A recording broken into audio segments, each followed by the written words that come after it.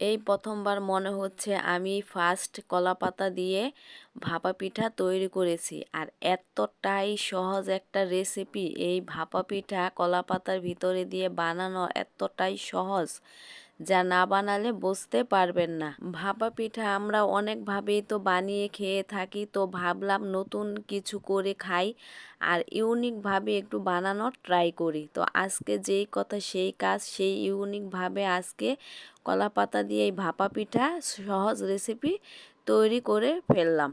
তো আমি ঘরে ভাঙানো কিছুটা চালের গুঁড়া ছিল, এখানে আমি কিন্তু ঘরে ভাতের চালটাই নিয়েছি। আপনারা চাইলে এখানে পোলাওয়ের চালটা ব্যবহার করতে পারেন। তো এখানে আমি স্বাদমতো লবণ দিয়ে চালের গুঁড়াটাকে ভালোভাবে ভিজিয়ে 30 মিনিটের জন্য রেখে দিয়েছিলাম।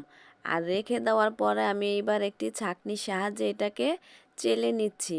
আর এইভাবে কিন্তু ভাপা পিঠা বানালে পিঠাটা খুব সফট হয়ে থাকে। এই যে আমার পিঠা বানানোর জন্য সম্পূর্ণভাবে আমার চালের গুঁড়াটা রেডি। এবার যেটা লাগবে আমার সেটা হচ্ছে কলা পাতা। গাছ থেকে আমি কিছুটা কলা পাতা কেটে নিয়ে আসছি আর এটাকে ভালোভাবে ধুয়ে একটা ন্যাকড়ার সাহায্যে আমি এটা মুছে নিয়েছি। এবার এটাকে আমি এইভাবে করে একটি ভাঁজ দিয়ে নিব। আর এই ভাঁজটা কিন্তু খুবই সহজ, দেখতে পারছেন আপনারা। আর এই যে আমি এবার টুথপিক ব্যবহার করব, এখানে টুথপিক দিয়ে এই ভাঁজটাকে খুব সুন্দর করে আটকে দিব যাতে খুলে না যায়। তো আপনারা কিন্তু আপনাদের পছন্দ মতো এই রুলের সাইজটা করে নিতে পারেন। আমি আমার পছন্দ মতো রুলের সাইজটা করে নিয়েছি। আপনাদের সুবিধার্থে আমি আরেকটি করে দেখিয়ে দিলাম। এইভাবে ভাঁজ দিয়ে টুথপিক দিয়ে আটকে দিলেই হয়ে গেল কলা পাতার রুল।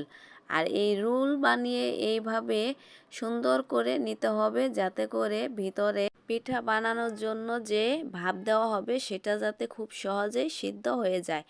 তো এইভাবে আমি একটি রাইস কুকারের স্ট্যান্ড নিয়ে নিয়েছি আর এটার উপরে একটি ন্যাকড়া দিয়ে দিলাম খুব সুন্দরভাবে ধুয়ে শুকিয়ে। তো এইভাবে দেওয়ার কারণ হচ্ছে যাতে করে আমার এই পিঠাগুলো খুলে পড়ে না যায়। তো এইভাবে ছোট চামচ দিয়ে আমি উপরে আগে 1 চামচ করে খেজুরের গুড় দিয়ে দিব প্রত্যেকটার ভিতরে। এক এক করে এই রকমভাবে দিয়ে দিতে হবে। এরপর 1 চামচ করে দিয়ে দিব নারিকেল কোড়া। আরও একটি টিপস আছে যে এই পিঠার ভিতরে আমি একটি কলা ব্যবহার করব। ছোট ছোট পিস করে পাতলা করে কেটে এর ভিতরে দিয়ে দিব।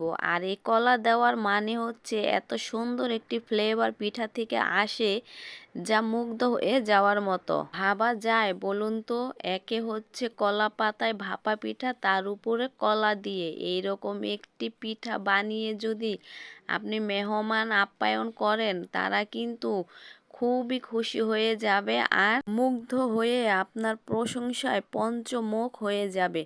তো উপর থেকে আমি সৌন্দর্যের জন্য আরও একটি খেজুর গুড় আর হচ্ছে নারকেল কোড়া দিয়ে দিলাম। তো এইভাবে করে বানিয়ে খেয়ে দেখবেন। আর ভিডিওটা কিন্তু একটু বড় হলেও ধৈর্য সহকারে সম্পূর্ণ ভিডিওটা দেখে নেবেন যে কিভাবে এই কলা পাতা দিয়ে আজকে এই ভাপা পিঠার সহজ রেসিপি আমি বানিয়ে ঘরের সবাইকে অবাক করে দিয়েছি।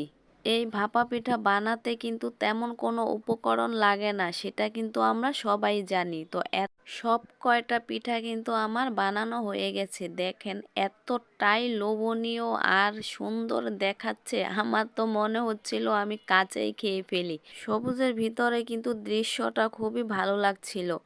আগে থেকে আমি চুলায় কিছুটা পানি গরম বসিয়ে রেখেছিলাম আর সেটার উপরে স্ট্যান্ডটা দিয়ে আমি একটি বড় বোল দিয়ে ঢেকে এই যে সিদ্ধ করে নিয়ে আসছি। দেখুন দেখতে কিন্তু খুবই ভালো লাগছে আর কলা পাতার কালারটাও কিন্তু চেঞ্জ হয়ে গেছে।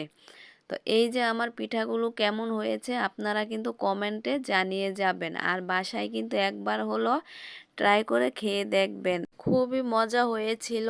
আর কলার যে একটি ফ্লেভার বের হচ্ছিল, কলা পাতার এই রুল ভাপা পিঠা একবার বানিয়ে খাবেন আর অন্য আপু ভাইয়াদের দেখার সুযোগ করে দিবেন। তো আপনাদের যদি এই ভিডিওটি ভালো লাগলে একটি লাইক কমেন্ট শেয়ার করে ছোট পেজটি ফলো দিয়ে পাশে থাকবেন। দেখা হবে নতুন আরও কোনো একটি ভিডিওতে। আজ এ পর্যন্ত, আল্লাহ হাফেজ।